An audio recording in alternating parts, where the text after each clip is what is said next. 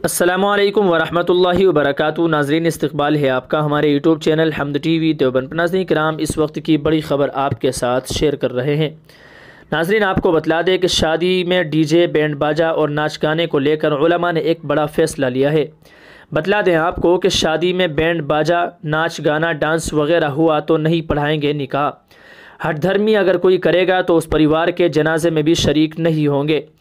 ناظرین، آپ کو بتلا دیں کہ اگر کوئی شخص اپنی شادی میں ڈی جے بجاتا ہے یا ناچ گانا ڈانس وغیرہ کرتا ہے تو مولانا اس کا نکاح نہیں پڑھائیں گے، اور اس کے باوجود اگر کوئی شخص ہٹ دھرمی کا مظاہرہ کرتا ہے اور پھر بھی ڈی جے بجاتا ہے اور اس شادی میں ناچ گانا ڈانس وغیرہ کراتا ہے تو مولانا شرکت نہیں کریں گے اور اس خاندان کا جنازہ، نماز جنازہ بھی نہیں پڑھی جائے گی۔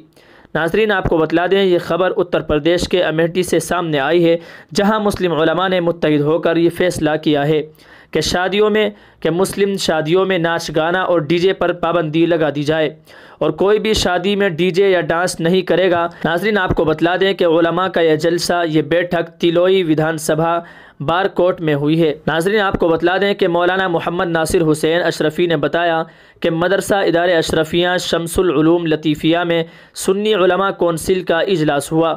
شادی بیاہ کے موقع پر معاشرے میں رائج برائیوں یعنی ڈی جے، ڈانس، گانے اور آلات موسیقی پر اجلاس منعقد ہوا۔ اجلاس میں فیصلہ کیا گیا کہ شادی کو آسان بنایا جائے، شادی بیاہ میں رائج بدسلوکی کی رسومات کو ختم کیا جائے۔ اجلاس میں فیصلہ کیا گیا ہے کہ نکاح میں جہاں ڈی جے، میوزک، ناچ گانا ہوگا وہاں علماء اکرام جانے سے گریز کریں گے۔ ہم جیسے لوگ اس شادی میں شریک نہیں ہوں گے۔